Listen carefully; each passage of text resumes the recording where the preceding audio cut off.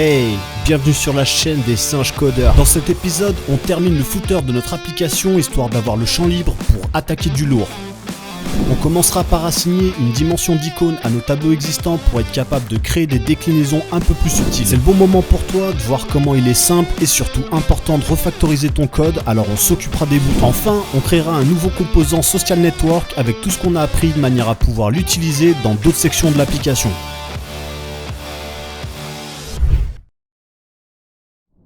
Ok, donc dans notre projet, ce qui nous manque, c'est plutôt de faire ces petites icônes qu'il y a là. Donc comme on a déjà quelque chose qui est factorisé ici, pourquoi on n'exploiterait pas à fond ce qu'on a là pour créer ça? C'est l'objet de ce qu'on va faire maintenant.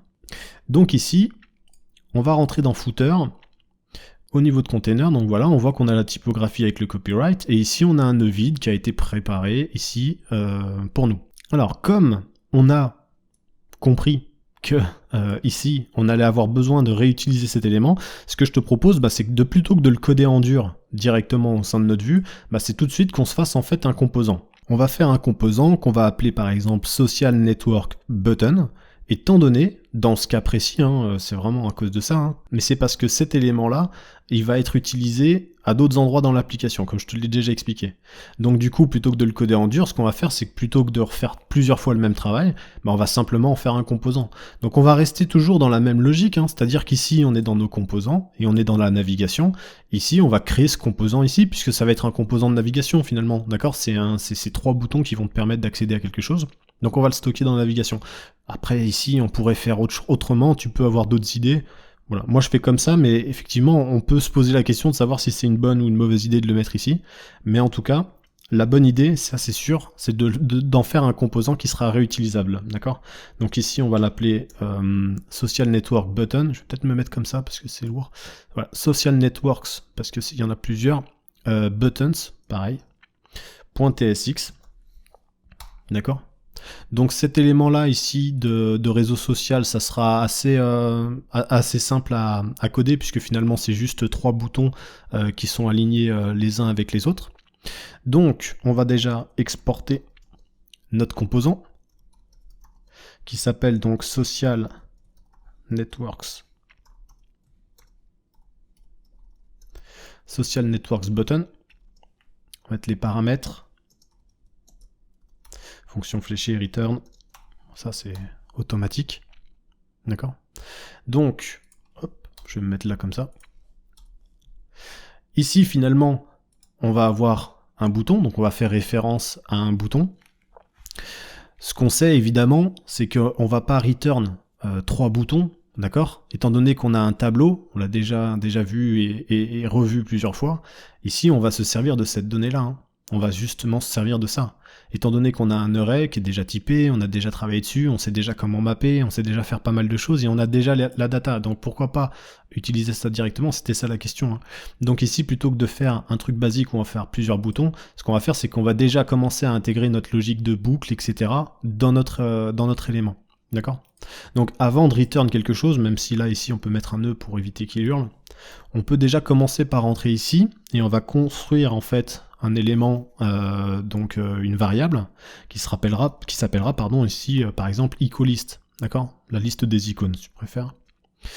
Ici on va dire que ça fait référence à ce tableau-là, footer social network links, excuse-moi. D'où le besoin de les appeler correctement d'ailleurs. Donc ici on va faire référence à ça, parce que tu as vu ici, sorti de son contexte, peut-être tu sais pas trop à quoi on fait référence ici en fait.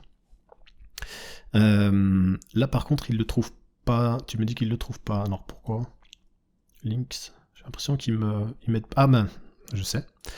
Ici voilà, tu vois, typiquement, je l'ai pas exporté, donc là ici, il faut l'exporter évidemment, parce que sinon on peut pas l'utiliser. Je vais sauvegarder, et je vais recommencer. Là maintenant il le trouve. Donc je vérifie toujours où il est pour savoir si on fait bien les trucs correctement. Donc à ce niveau-là, ce qu'on va faire, c'est qu'on va mapper ça, d'accord? Ici, révision, encore comme d'habitude, je crois que tu commences à comprendre comment on travaille ensemble. Social ici, network, d'accord? Donc finalement, ça c'est le retour de ce qu'on va avoir, c'est un réseau social, d'accord? Ici, on va donc s'ouvrir une petite fonction fléchée, et ici, on a les parenthèses. Donc dans le corps de notre fonction, déjà on va commencer par return un bouton, d'accord? Un bouton Comme c'est un bouton de type icône, on le sait, ça sera pas un bouton qui comportera un child run. Donc ici UI Design System Button, voilà encore une fois, on peut savoir d'où ça vient parce qu'on a appelé les choses correctement. Ici on va avoir donc une clé, la clé ça va être justement la valeur de... On va exécuter une fonction de UID v4. Ici on va simplement exécuter la fonction. Après ce qu'on peut faire c'est l'importer, je crois qu'elle était là, on va prendre ça, ce sera plus simple. Ici on va importer donc cette fonction là, donc ça c'est pour générer une clé d'ID bien définie dans notre map. Donc ici c'est cool. On va faire un variante à ce niveau là. La variante donc sera égale à ICO, puisque finalement on va faire référence à un seul bouton d'icône.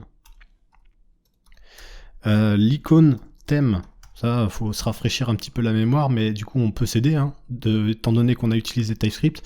Icône thème qui va donc dans notre cas être du grey. Donc on le verra justement, ça typiquement c'est une valeur, et je pense que tu l'as déjà compris, qui sera variable, qui sera passée en propriété, donc avec une interface, puisque du coup ces éléments d'icône, on a vu dans la maquette qu'on pouvait les retrouver à la fois avec un thème accent, donc primary, mais à la fois sur un thème gris par exemple dans le footer, mais on pourra aussi les utiliser par la suite avec un thème secondary. Donc forcément ça c'est des informations qu'on va pouvoir passer en propriété. Donc ensuite on va avoir une icône.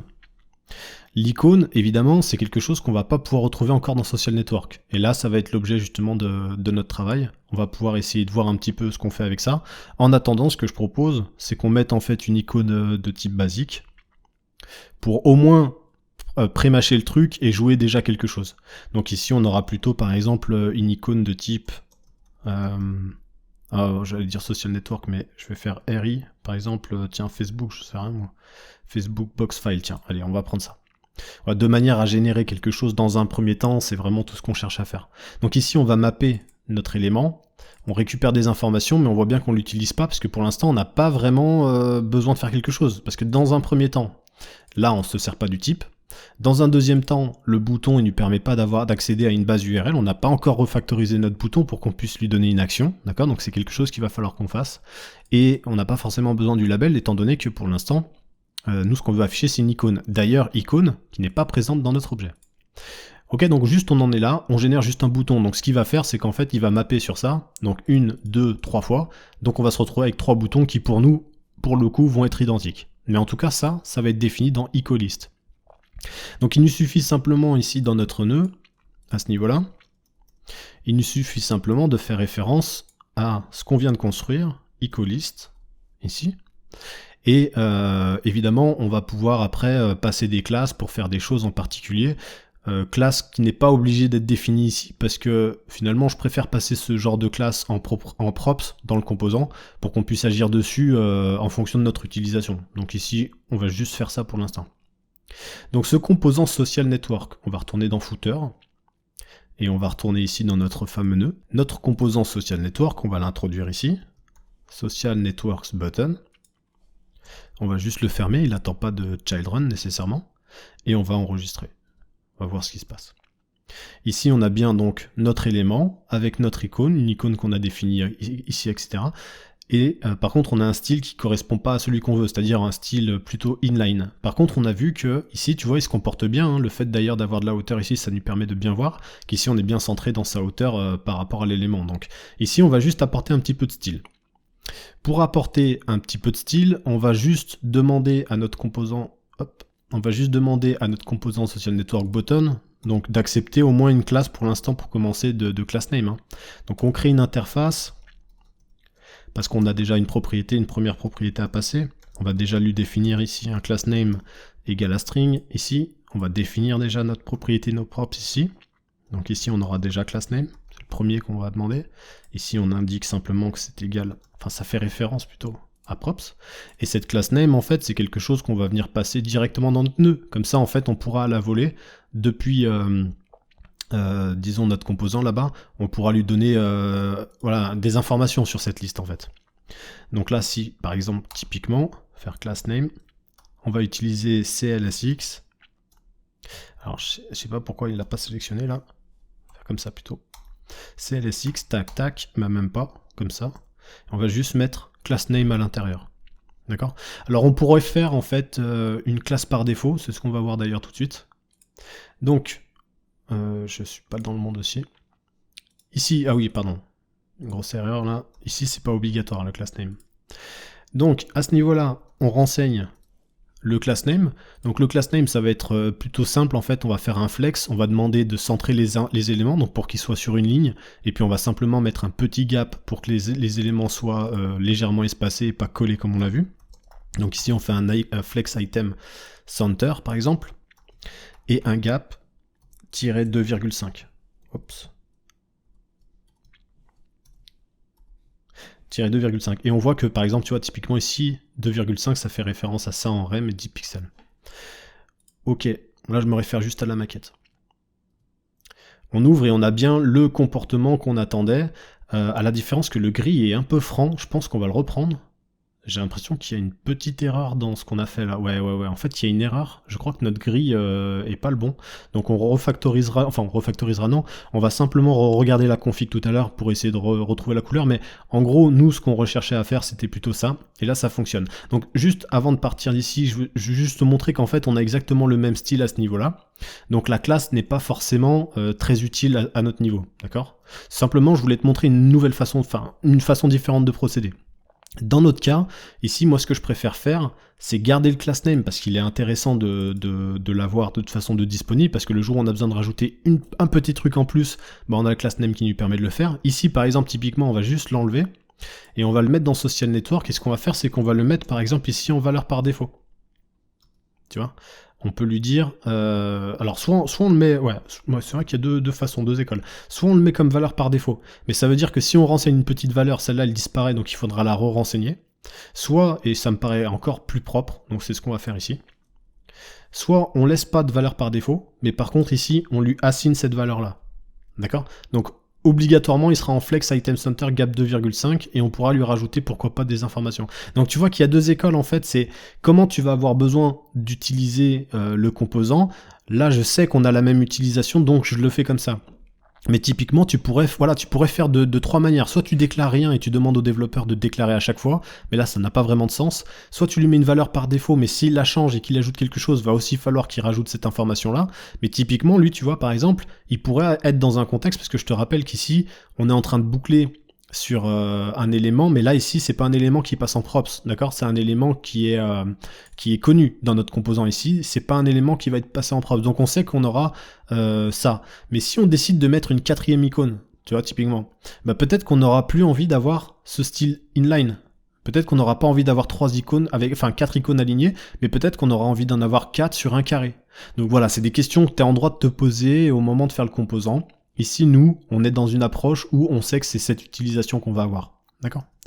Voilà, on va juste faire ça comme ça. Alors, on l'a dit, ici, il va falloir à un moment donné transmettre des icônes à notre tableau.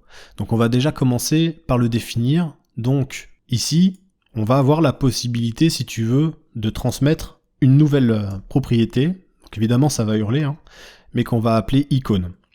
Ici, par exemple, on va avoir la possibilité de mettre nos icônes, celles en tout cas qui correspondent à ce qu'on a besoin dans notre maquette. Donc on va le faire. Évidemment, ça hurle, mais je pense que tu as compris pourquoi. On est sur des interfaces qui ne proposent pas ça. Donc on va tout simplement refactoriser maintenant nos interfaces par rapport à notre nouveau besoin. Donc ici, notre icône, ça sera plutôt LinkedIn. Donc on fait un RI, LinkedIn. Donc tu vois, c'est assez intuitif en fait à prendre en main React Icon. Donc ici, ça sera LinkedIn file. Il est où là ? RI LinkedIn file. Ici. Et puis ensuite, on avait le Slack. Donc ici, on va définir icône qui sera de type, la valeur sera RI Slack file. Voilà. Donc en fait, on rajoute nos icônes dans cet objet-là. Je vais quand même ouvrir un des deux là, enfin au moins celui-là pour te montrer un peu ce qui va se passer. Donc forcément, on est obligé de revoir la notion de applinks. Très important ici, puisque sinon on n'a pas le droit de faire cette modification-là. Je te le montre, ça, pourquoi dans ce sens ? Parce que justement, si tu es amené à travailler sur des projets en entreprise, ou sur des projets existants, ou avec des devs, ce que tu veux, bah c'est exactement ce que tu vas te prendre dans la tronche quand tu vas travailler sur un projet TypeScript. C'est-à-dire qu'à un moment donné, ta boîte va te dire, bah voilà, ton client va te dire, on a besoin d'apporter cette modification-là. toi tu vas venir, tu vas vouloir ajouter une icône, et là, boum. Mais qu'est-ce qui se passe? Pourquoi je peux pas? Qu'est-ce qui m'arrive? Tu vas rien comprendre à ce qui va se passer, et là tu vas prendre un vertige parce que tu seras pas capable de rajouter une pauvre icône dans un simple bouton. Donc là c'est vraiment la loose, parce que tu te dis mais je veux faire un truc super simple, ça me prend 5 minutes et là je suis incapable de le faire dans ce projet. C'est la raison pour laquelle on le voit en formation. C'est pour justement que tu sois pas frustré de rencontrer ce genre de choses et que tu saches les anticiper. Donc ici typiquement il te dit forcément AppLink ici il fait pas référence à icône, donc non, ça passe pas mon pote. Ici il va falloir changer ça. D'accord? Donc on va se rendre ici à ce niveau-là. Nous la première idée qu'on pourrait avoir de faire, c'est simplement ça. Hein. C'est de dire hop, on rajoute notre petite icône parce qu'on est bon. Alors ici, tu peux lui dire que c'est de type React React Node. Ça on l'a déjà vu. D'accord? Donc type React.React Node, ça veut dire en gros tu lui passes genre un composant. Tu vois, tu lui passes un élément React en fait. Donc tu peux, d'ailleurs c'est React Element Any, c'est-à-dire que ça peut être n'importe quoi comme élément. En gros, si tu lui passes pas une icône, tu lui passes une div Hello World, ça passe aussi. Et nous, c'est pas ce qu'on recherche. Donc du coup, tu peux aller plus loin dans la méthodologie, c'est-à-dire de typer en fonction du composant même que tu lui passes. Donc en gros, tu sais, quand on faisait un label string, ici tu dis il faut que ce soit une chaîne de caractères. Par contre, tu as aussi la possibilité de mettre des valeurs strictes, de manière à ce que c'est une chaîne de caractères, mais attention, c'est black, white ou red, mais ça peut pas être blues. Donc, à partir de là, si tu veux, ce qui va se passer, c'est que tu peux lui donner au même titre l'information de soit c'est un élément React, du coup si tu lui passes un number, un string, ça saute, mais par contre si c'est une div, ça va être accepté. Toi tu peux aller chercher justement la complexité et dire, ici c'est une icône, tu vois, icon type. Alors icon type, moi je le sais parce que je lis la documentation, parce que j'ai travaillé avec ce genre de choses et parce que je me suis demandé comment je pouvais le typer. Évidemment c'est pas des choses que je sors de mon chapeau, mais ici on te montre qu'en fait ici ça c'est un type qui va provenir de React Icon. Et oui, parce qu'en fait, React Icon, c'est une librairie que tu as installée, et les mecs, ils ont aussi travaillé avec du TypeScript, donc ils te proposent dans la librairie, et tu vois, un peu comme on avait travaillé tout à l'heure sur lui, là, à un moment donné, si on a besoin de le typer, on sait qu'on a un type, on a installé la librairie qui nous permet de typer ce genre de choses. Bon, là, c'était déjà dans la... Là, c'était déjà dans la librairie, d'accord? Faut juste le savoir, évidemment, mais si tu fais tes recherches, tu pourras le savoir.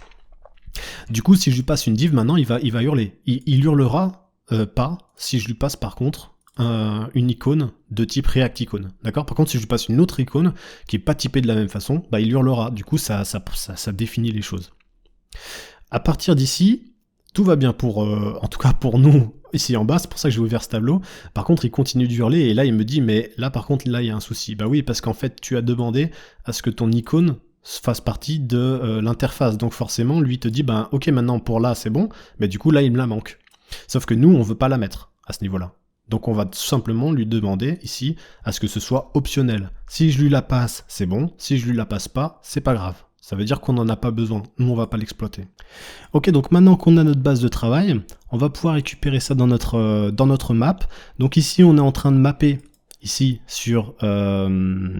pour mémoire sur Social Network. Pour l'instant, on n'utilise rien d'autre, mais simplement ici, on peut faire référence à Social Network, désormais, .icon. Du coup, ça va nous permettre de récupérer cette information. Bon, là, ça risque de poser certains problèmes de fond, donc on va les traiter au fur et à mesure. Donc ici, on va indiquer Social Network, ici, point. Ici, on va aller chercher icon. D'accord? Donc on a le droit de faire ça. On a le droit de faire ça. On a le droit de faire ça parce que du coup, c'est effectivement une donnée qui appartient ici. Par exemple, si je lui demande, je sais pas moi, ça, là il va me dire non, là par contre il y a un problème, icons on connaît pas dans notre tableau, ça, voilà, tout a été typé, donc on sait que on peut pas avoir ça. On peut avoir que ça. Donc ici, si tu veux, on n'a pas de problème de base sur l'origine d'où provient l'icône. Pour nous, c'est bien une icône et en plus de ça, c'est bien ça qu'on passe. C'est bien une icône de type React Icon. Donc à ce niveau-là, pas de souci, je vais juste supprimer ça de 2 secondes. CTRL S. Donc là, c'est pas le problème vient pas de ce qu'on récupère, vient plutôt de ce qu'on est en train de passer. C'est-à-dire que là, c'est plutôt le composant bouton qui est en train d'hurler. Le composant bouton, il est pas content et donc il nous donne des informations sur le problème. Impossible d'assigner le type icon type ou undefined au type element type any, etc., etc. Là, ce qui est hyper important à comprendre, c'est qu'en fait, tu es en train de dire à ton composant button, je suis en train de te donner soit ce que tu te demandes à la base, c'est-à-dire icon type, soit undefined.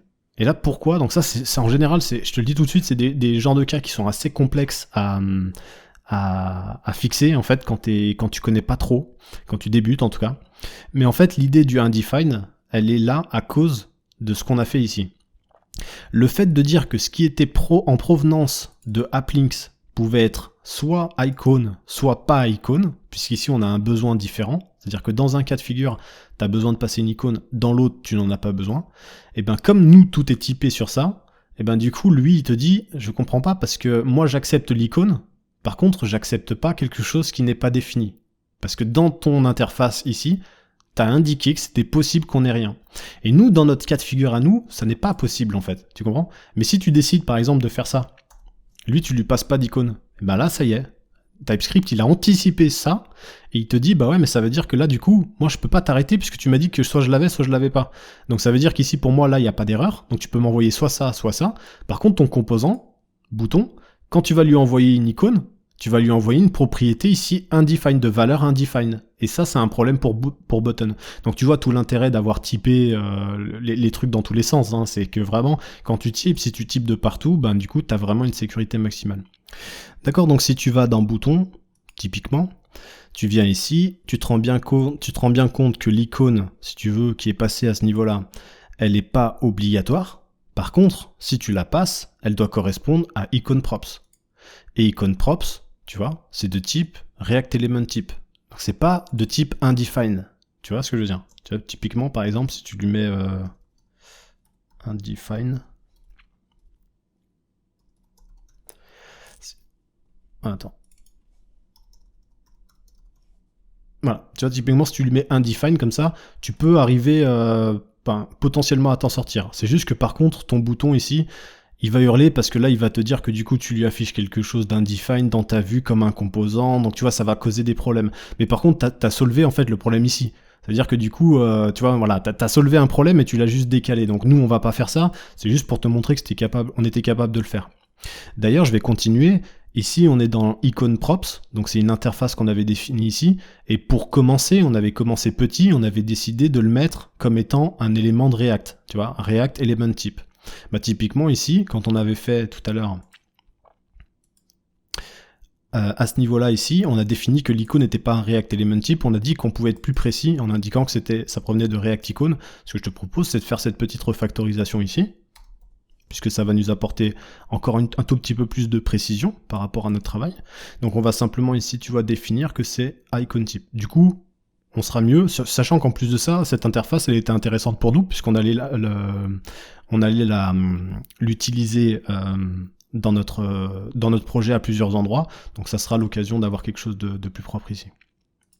Je vais juste fermer ça. On va retourner dans notre bouton. Ici, pour nous, si tu veux, la facilité, d'accord, parce qu'on pourrait faire des choses beaucoup plus complexes, mais j'ai pas envie de rentrer dedans pour éviter en fait simplement de te perdre trop dans des schémas qui sont vraiment complexes. Ici c'est pas grave, on pourra revenir par la suite factoriser ça, c'est pas un souci. Ici nous tout ce qu'on va faire c'est qu'en fait, tu l'as compris, son problème à lui, donc il faut d'abord comprendre le problème, et une fois que tu as compris son problème, que c'était soit tu lui passes un truc, soit tu lui passes pas, du coup tu peux te dire que dans une logique acceptable, tu peux dire, étant donné que ça peut être undefined, ce que je propose, c'est de transmettre une valeur par défaut si j'ai pas l'information.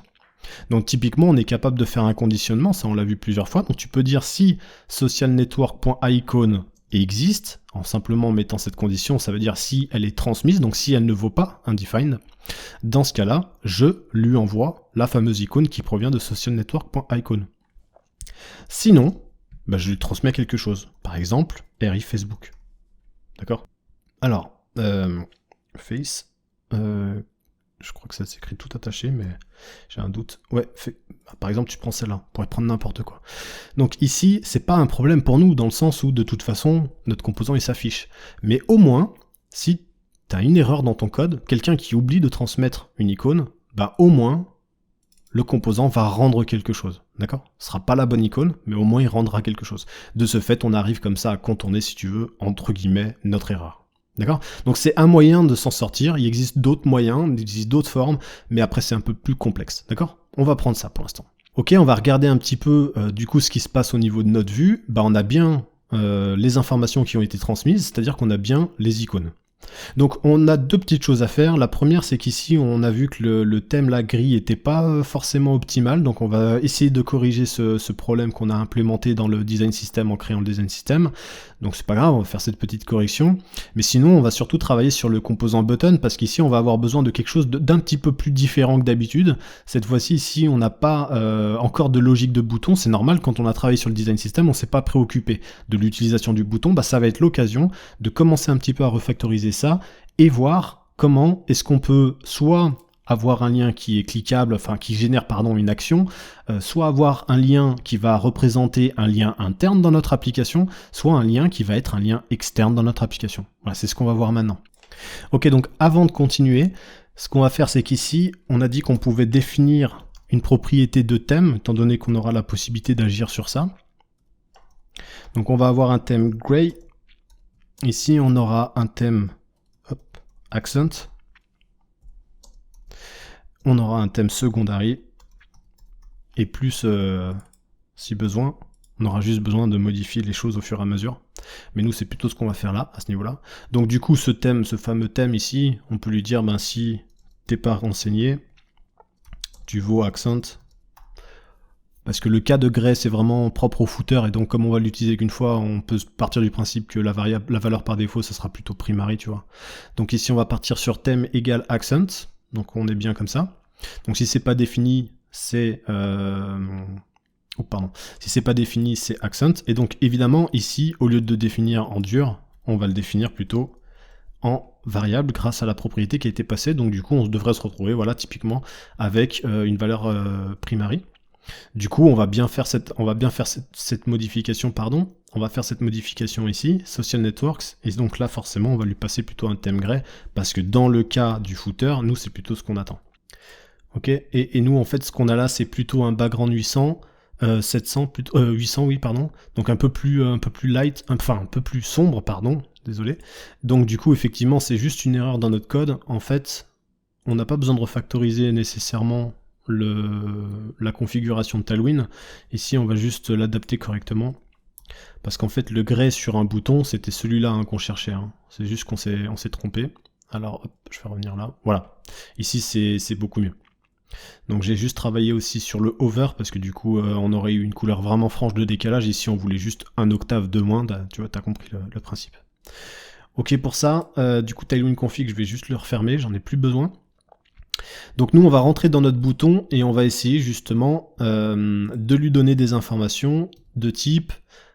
ici, tu vois, quand on clique sur un bouton, on n'a pas travaillé sur la logique donc, du bouton. Quand on a créé le design system, on a dit qu'on y reviendrait quand on aura besoin, et là, c'est le moment. Ici, on a la possibilité de jouer un console log, par exemple, mais en fait, on va avoir trois types d'actions. On va avoir déjà le fait de jouer une fonction. Donc joue-moi une fonction, voilà ma fonction, je te la passe en props, joue-moi cette fonction, donc par exemple sign in, tu vois, connecte l'utilisateur, mais ça peut être aussi un lien cliquable, donc on a des boutons et on les utilisera partout dans l'application, donc quand on clique sur un bouton, on peut avoir un lien, mais par contre on peut avoir un lien interne, mais on sait qu'on peut aussi avoir un lien qui va être externe, c'est là où on va exploiter justement la fameuse valeur type qu'on retrouve ici dans notre objet, hein, la type external ou interne, en fonction de tout ça. Donc nous on va juste travailler un petit peu sur bouton, pour refactoriser notre bouton et faire en sorte que justement il accepte ces nouvelles propriétés qu'on va lui passer. Donc là on va passer un petit peu plus sur de l'action et pas du tout sur du thème comme on l'a fait jusqu'à maintenant dans le design system, d'accord? Donc on va simplement implémenter ces nouvelles façons de faire avec du coup une petite refactorisation de notre design system ici. Alors en termes de propriétés, nous ce qu'on va avoir c'est plutôt des liens, des actions et puis des types de liens. Donc on va partir sur déjà une props qu'on connaît plus ou moins, qu'on a déjà utilisée, qui va s'appeler base URL. Celle-là, elle sera de type string, c'est-à-dire tu transmets un URL, on comprend par définition que c'est un lien. Donc déjà, ça va nous aiguiller sur est-ce qu'on fait une action ou est-ce qu'on fait un lien. À partir du moment où on passe un URL, il va falloir quand même qu'on donne une notion de qu'est-ce qu'on fait. Est-ce que c'est un link type? Enfin, est-ce que c'est un link type? Est-ce que c'est un lien interne ou un lien externe? Alors, ici, on pourrait dire, pareil, Je suis désolé, je fais une petite connerie puisque je parle en même temps, c'est difficile de tout faire. Mais ici, en gros, on pourrait dire link type, c'est pareil, c'est de type string. Donc qu'est-ce qu'on va passer dans link type? On va plutôt passer quelque chose du style internal ou external. Ben, ça tombe bien, on a une librairie ici, d'accord, qui propose justement une interface de type, tu vois, ici qui fait référence à link type. Donc nous ici, on va le typer comme ça.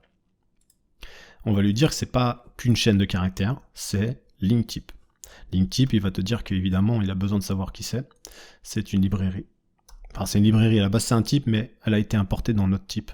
Elle est exportée depuis la librairie.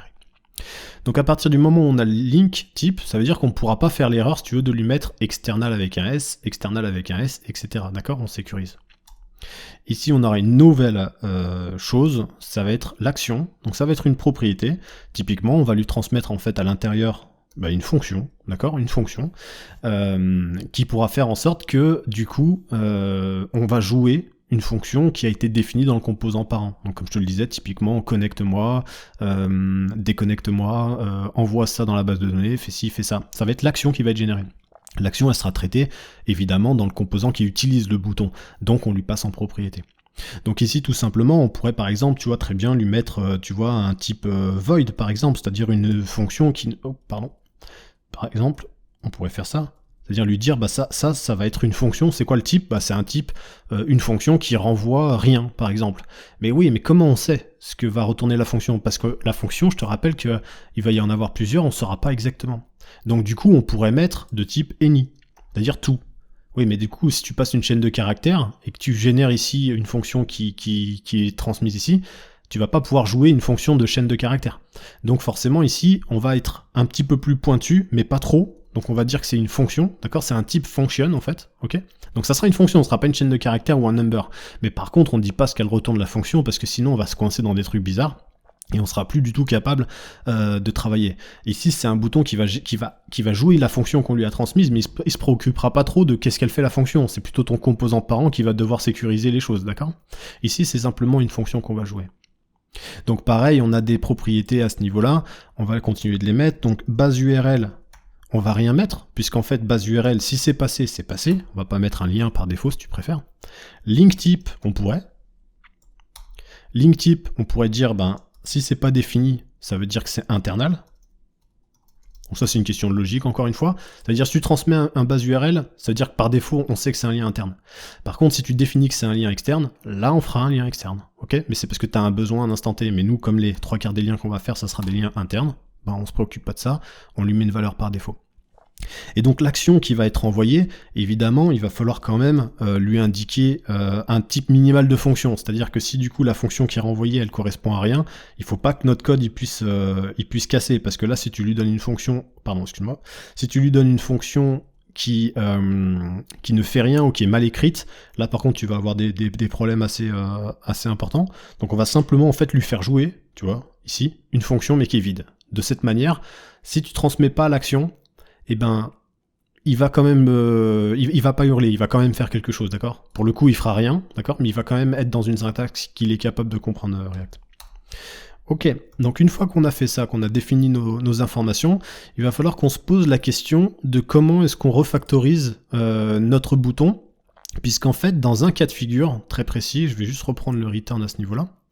Ici, on a notre style de bouton, mais en fait, ce qu'il faut savoir, c'est que le style de bouton qui va être généré devra être exactement le même pour tout le monde. C'est-à-dire qu'on soit dans un lien interne ou qu'on soit dans une action. Donc moi, ce que je propose, c'est que pour qu'on fasse les choses, disons, le plus proprement possible, c'est qu'en fait, on divise tout simplement notre bouton en plusieurs éléments. On va déjà diviser le bouton avec son contenu, d'accord? On va simplement, on va extraire son contenu pour l'extraire dans une variable pour l'enlever et pour pouvoir le refactoriser. Et ensuite, on va prendre aussi l'élément, en fait, l'élément du bouton, c'est-à-dire l'élément bouton lui-même. Pourquoi je dis ça? Parce que un coup, en fait, le contenu, si tu veux, je vais plutôt le dire comme ça, si tu veux, le contenu ne changera jamais. En fait, que ce soit un lien, un bouton ou pas, le contenu, ça sera ce qu'il y a écrit dans la propriété, ce que tu as transmis en icône, etc. Par contre, l'élément qui va encapsuler ce contenu-là, un coup, ça sera un bouton, mais un coup ça sera un lien de navigation externe, donc un ahref, ou alors ça sera carrément, tu vois, un élément de navigation, de nextlink, etc. D'accord? Donc on va déjà commencer par faire ça. Du coup, ce que je te propose, c'est qu'on prenne en fait le contenu ici du bouton. Donc tu vois, tac, on l'enlève. Du coup, il ne reste plus que le bouton lui-même, mais sans son contenu. On se met ici à l'intérieur, enfin, avant le return, et on va simplement, du coup, faire une constante qui va s'appeler button content. Ça sera égal à quelque chose. Donc moi, je le mets entre parenthèses quand c'est des fragments de code. Ici, je vais mettre simplement un nœud parce que sinon, il n'acceptera pas. Hein. Ici, il faut qu'on soit dans un nœud unique. Je vais mettre ça, et ça, c'est notre contenu. D'accord? Je touche pas au contenu. Hein. J'externalise juste les choses. Ici, on a notre contenu qu'on a mis dans une variable de button content. On va faire exactement la même chose avec une constante qu'on va appeler plutôt button élément. Donc, c'est l'élément du bouton. Donc, constante, ici, button element. Pareil, ça nous permet, si tu veux, d'isoler l'élément bouton. Et donc ça va être égal finalement à ça. Je coupe et je le mets là. Donc on a notre bouton qui est là. Et qu'est-ce qu'on a besoin de mettre en contenu ici? Bah du coup cette valeur-là. Donc en gros, tu comprends tout de suite à quoi ça a servi de faire ce genre de choses. C'est qu'ici, tu peux créer en fait des valeurs dynamiques sans être obligé forcément de dupliquer ton contenu.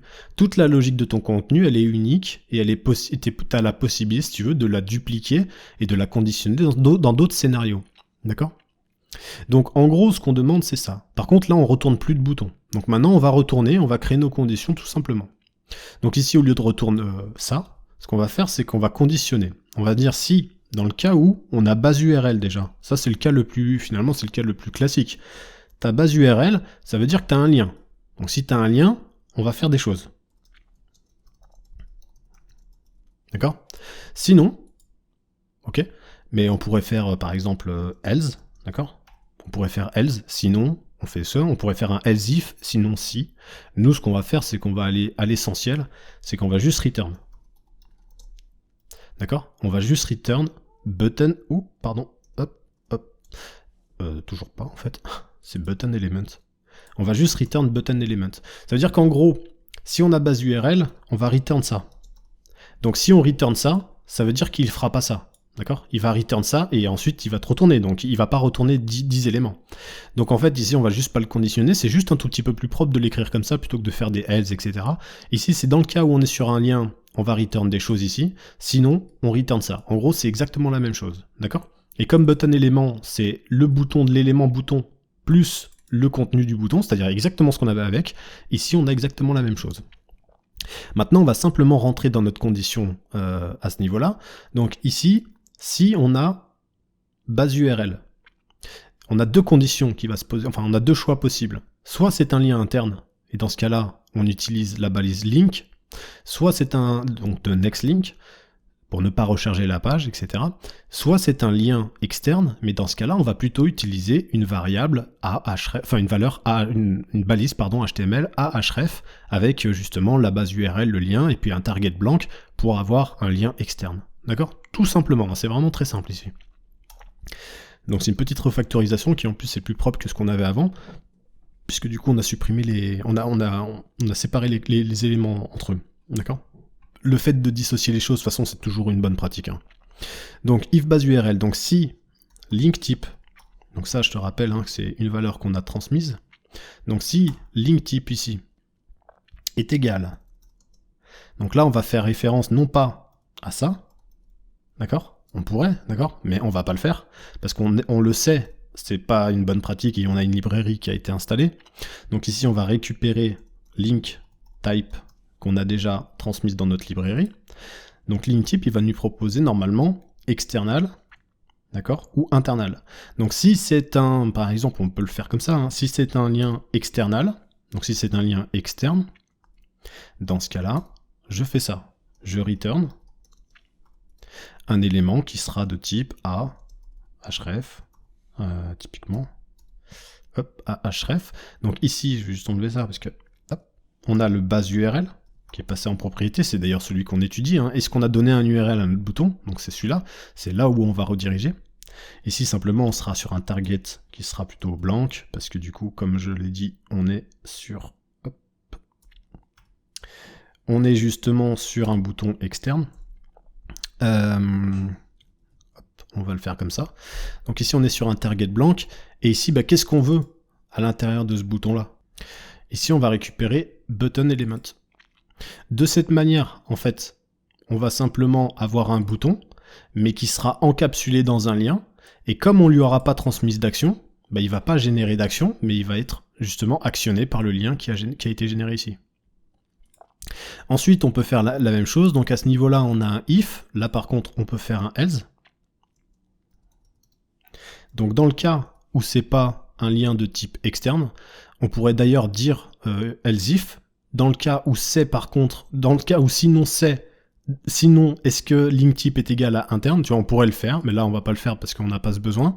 Et ben dans ce cas-là, on va plutôt return un élément, tu vois, de type link, donc qui provient de next link, ici pour faire un href vers une page interne de l'application. Donc ici pareil, base URL. Tac. Et ici, on va remettre l'élément button. Donc d'où, en fait, si tu préfères, à ce niveau-là, ici, tu vas avoir un bouton, en fait. Ici, tu vas avoir ça. D'accord? J'ai juste coupé pour que ce soit plus propre, là. Mais ici, tu vas avoir ça, ici. Tu vas renvoyer ça. C'est juste qu'avant, tu encapsules un lien. D'accord? Donc du coup, c'est la raison pour laquelle la notion de onClick, ici, à la base, par défaut, elle fait appel à une fonction qui n'exécute rien, en fait. C'est pour que, justement, quand tu cliques, il ne se passe rien, en fait. Je vais juste supprimer ça, parce que ça, c'est plus trop d'actualité. Ok, donc en parlant de l'action du bouton, bah, c'est intéressant maintenant de traiter le cas où c'est une action. Donc ici, ça va être finalement assez simple, parce qu'en fait, on va demander ici à notre bouton, donc quand on fait un onClick ici, on va lui dire ce qu'il va devoir faire. Ce qu'il va devoir faire, ça va être pour nous, ici, plus simple, ça va être de jouer une fonction. Donc on va créer une fonction dans notre composant bouton, une simple petite fonction, qui va par exemple s'appeler handleClick, tu vois, faire les choses simplement. Ici, on a une fonction handleClick qui va faire quelque chose. Typiquement, on pourrait lui mettre, faire un console log, hein, d'accord? Voilà, c'est notre fonction handleClick de notre bouton.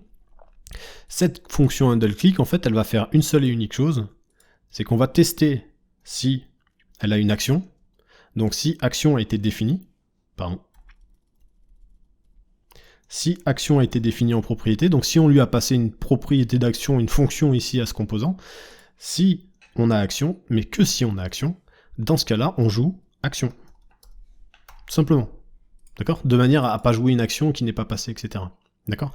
Et comme action, il a été défini sur une fonction, bah du coup on n'a pas de problème. Puisque du coup dans le cas où tu n'as pas transmis d'action, comme par défaut c'est une action qui ne fait rien, et bah du coup on va pouvoir jouer une action mais qui ne fera rien. Par contre si tu lui transmets une fonction très riche qui fait des milliards de trucs, bah le bouton va l'exécuter tranquillement, tu vois. Lui il s'occupe pas de ce qu'elle fait, il s'occupe juste de la faire. C'est son but à lui, c'est de faire jouer la fonction. Ok, donc tout simplement. Et cette fonction handleClick, bah, on va justement la mettre là à la place de notre console log finalement. Du coup on joue la fonction ici. Ok, donc là c'est plutôt cool, on a bien refactorisé notre bouton. On va voir un petit peu du côté de notre footer, donc là où on utilise le composant de Social Network Button. Donc dans le footer ici, on utilise Social Network Button. Cet élément-là, en fait, il utilise un bouton qui désormais possède des propriétés un petit peu différentes. Donc si par exemple tu lui passes base URL, et que tu lui dis va sur la page design, tu vas sur la page design system. Tac. Ici on renseigne pas que c'est un lien interne, par définition c'est un lien interne. Donc ici on a nos boutons, ici je l'ai mis en dur, donc c'est les 3 boutons qui vont avoir la même action. Ici si je clique dessus, je me rends bien dans design system sans rechargement de l'application. D'accord? Si maintenant je lui dis tu vas sur https://google.com et que je lui transmets en plus de ça la propriété dont je n'ai plus le nom en tête, link type. Ok, donc si link type égale, et là tu vois, on a une proposition de la syntaxe, donc on pourrait faire ça, mais on pourrait aussi appeler la librairie, etc. Bon, là l'idée c'est qu'il y ait une utilisation facile, puisque du coup, si tu te gourres de trucs, il va te le dire, donc du coup, t'as pas besoin de faire nécessairement appel à la librairie pour le coup. Donc, si t'es égal à ça, ici, boum, t'envoies... je me suis gouré, par contre, c'était pas ça, du coup, c'est external. Voilà, donc on envoie un lien externe en propriété. Ici, si tu fais ça, boum, on ouvre une nouvelle page, et là, on a configuré notre bouton pour plutôt ouvrir une page à l'extérieur du site en target blanc. Et par contre, on le voit bien ici, quand on fait ça, alors là, c'est vrai que ça quitte la page, mais la console aurait dû de toute façon se faire quelque chose. Ici, il se passe plus rien, d'accord? On joue une fonction, mais la fonction est vide. Donc cette fois-ci, par exemple, je vais arrêter de lui transmettre ça, et je vais plutôt faire un bouton d'action. Donc je vais lui dire que ici, action égale, et normalement je suis censé lui transmettre une action. Donc là pour le test et pour juste transpirer un petit peu, on va lui faire une constante type action. Donc c'est une simple fonction qui va avoir juste pour but en fait de console loguer. Alors j'ai fait un console O mais je suis couré. Console log. Ici on va mettre hello world. D'accord, il s'occupe juste de faire ça, mais t'as compris qu'ici tu peux mettre des fonctions très complexes. De toute façon, on va le faire dans la formation, donc on ira. Et ici, t'as juste à lui transmettre, du coup, action. Alors c'est vrai que je les appelle un peu pareil, mais c'est dommage. Mais voilà, l'idée ici, c'est de faire une fonction et simplement de lui passer la fonction telle qu'elle s'appelle. D'accord? On la joue pas, nous, ici, donc on n'a pas nécessairement besoin de faire ça, sinon on aurait des problèmes. D'accord? Ici, on lui transmet simplement la fonction, c'est le bouton qui se démerdera avec ça. Nous, on va se démerder ici, dans notre container, dans notre page, etc., en fonction de ce qu'on fait. On va se débrouiller pour avoir une fonction qui fait quelque chose de cohérent, parce qu'ici, on travaille sur la fonction, sur la mécanique. Lui, par contre, on lui donne juste l'action, on lui dit débrouille-toi, lance-la. D'accord? C'est ça l'idée, en fait. Et donc ici, j'ai un bouton qui va déclencher des Hello World, ok? Mais par contre, qui n'est pas associé à des liens ou des choses comme ça. Donc on a vraiment refactorisé ça, et ça nous a permis de vraiment passer des caps un peu plus sympas. D'accord? Donc tu le vois ici, on a vraiment couvert pas mal de choses. On va juste rétablir un petit peu les choses correctement, c'est-à-dire que du coup, à la base, justement, on a un base URL. Base URL qui correspond à un élément de social network qui est transmis ici dans AppLinks, c'est la base URL ici. Donc ici, si on fait référence à socialnetwork.baseURL, hop, base URL, du coup on a l'URL de l'icône en fonction de si c'est LinkedIn, etc. Et pareil, on va lui définir par contre une valeur par défaut, puisqu'on veut que tous ces liens-là soient de type, aient un type, pardon. Donc ici, link type. Ici, c'est une valeur, en fait, pardon, je te dis n'importe quoi, c'est pas une valeur par défaut, c'est une valeur que du coup qu'on a dans notre tableau. Ici, ça vient de socialnetwork.linktype. Oups. Link. Il me semblait que je faisais un peu de trucs nuls là. C'est type, pardon, excuse-moi. Je voyais que j'avais pas de syntaxe de proposition, c'est qu'il y avait un problème. Ok, de cette manière, j'arrive comme ça à avoir rapidement finalement, alors ça nous a pris longtemps, hein, évidemment, mais ça nous permet quand même de faire les choses, vraiment de faire les choses proprement, quoi. D'ailleurs, je te propose de rejoindre le Slack, si tu as la moindre question, hésite pas vraiment, on va pouvoir t'aider. Et puis si tu veux discuter un petit peu de la formation, un petit peu me dire un petit peu où t'en es, moi ça me ferait vraiment plaisir de prendre...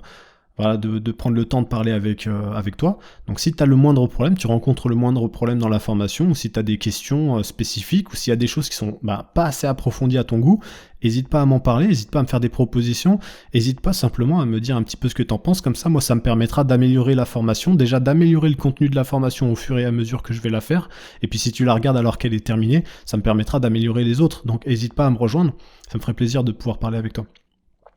Donc voilà, ici on a créé notre composante footer, on a vu qu'on pouvait passer 2 heures dessus, on a vu qu'on pouvait aussi passer 4 heures si on voulait. En fait c'est très abstrait ce genre de choses. Par contre, évidemment, si je t'apprends à coder un footer en 10 minutes avec des liens ULLI, copier-coller, etc., faut être honnête, ça va pas t'aider. Ici on n'est pas sur de l'intégration, donc j'ai fait une formation spécifique à l'intégration où effectivement c'est exactement ce qu'on a fait, tel que je viens de te le définir, c'est-à-dire qu'on a mis basiquement les choses les unes après les autres, on a tout mis dans le même document, mais c'est parce que l'idée c'est d'apprendre à intégrer quelque chose. Ici on n'est pas trop sur la notion de comment est-ce qu'on va styliser les choses, on est plus sur des logiques très très pointus qui vont nous permettre de typer des choses, de regrouper les éléments, de mapper sur des datas, etc. pour simuler un petit peu une base de données ou des choses qu'on pourrait retrouver dans des projets un peu complexes. Donc techniquement, ça c'est le genre de choses que tu vas retrouver sur des applications qui seront beaucoup plus intéressantes, sur laquelle toi tu risques de travailler avec des entreprises. C'est justement des projets qui vont être complexes et qui auront ce genre de notion-là. D'accord ? Tu vas pas travailler sur des sites vitrines si tu veux, peut-être au début, mais par la suite tu vas très vite aller gagner ta vie en travaillant sur des vrais projets un peu plus complexes, et forcément c'est ce genre de code que tu vas retrouver. Donc il faut que tu sois à l'aise avec ce genre de code et pas avec des sites vitrines, parce que les sites vitrines, une fois que tu en as fait un ou deux, tu as à peu près compris comment ça marche, d'accord ? Donc ici on a des syntaxes qui nous permettent vraiment d'aller loin. Au final on a des composants qui sont plutôt sont pas très grands, hein, regarde ici, si tu regardes un petit peu alors ici on a un footer link qu'on pourrait isoler. D'accord ? On l'a pas fait parce que pour moi c'est plus intéressant. Je voulais te le montrer qu'on pouvait faire ce genre de choses. Et moi j'aime bien faire ce genre de truc. Tu vois, ici footer link pour moi c'est vraiment quelque chose qui est utilisé dans le composant. Ça peut rester dans le composant, ça pose aucun problème. Par contre tu pourrais l'exporter et le réutiliser ailleurs si tu en avais besoin, tu vois. T'es pas obligé de l'externaliser dans un document, tu vois, c'est une manière de faire. Mais globalement, même en gardant footer link, regarde, on est à 100 lignes. On a 100 lignes, on a un footer qui fait 100 lignes. Essaye de faire le même footer, hein, vraiment mes textos, hein. Essaye de faire le même footer sans faire ce qu'on a fait. Tu n'y arriveras pas à 100 lignes, même si tu crées de la data. Alors tu vois, si tu crées pas de data, c'est vrai que tu peux aller au plus simple, tu peux ne pas créer de données comme ça et avoir juste des éléments copier-coller, mais du coup tu as du copier-coller. Ici on n'a pas de copier-coller, d'accord ? Tous les éléments qui sont doublés, c'est des éléments qui vont être mappés, d'accord ? Et en plus de ça, on s'est servi d'un master EURES, tu préfères, qui va nous permettre comme ça d'avoir des titres, des choses comme ça, de regrouper les informations correctement. Donc c'est plutôt des choses qui sont cool à voir. Mais voilà, on a fait notre footer et on est plutôt pas mal. En tout cas, moi j'espère que tu es content de ce qu'on fait pour l'instant dans la formation. J'espère que c'est de qualité, en tout cas que ça correspond à ce que tu recherches. Si tu es vraiment largué, comme je te l'ai dit, et poste-moi des commentaires. Dis-moi si j'explique pas assez les choses. Peut-être que du coup j'expliquerai par la suite, j'expliquerai mieux les choses. Et si tu as besoin d'aide, tu rejoins le Slack et on te prendra sous notre aile et on t'aidera à évoluer et à essayer de te dépanner. Si d'ailleurs tu as carrément un bug dans ton application, que tu n'arrives pas à typer un truc, tu as vraiment fait une connerie, n'hésite pas, on t'aidera. Ok ? Avant de partir, pense à t'abonner et laisse-moi un like pour me soutenir. Si tu rencontres des difficultés, rejoins le Slack et pose-nous tes questions. Le lien est en commentaire, je te remercie d'avoir suivi cette vidéo et je te dis à bientôt au prochain épisode. Ciao !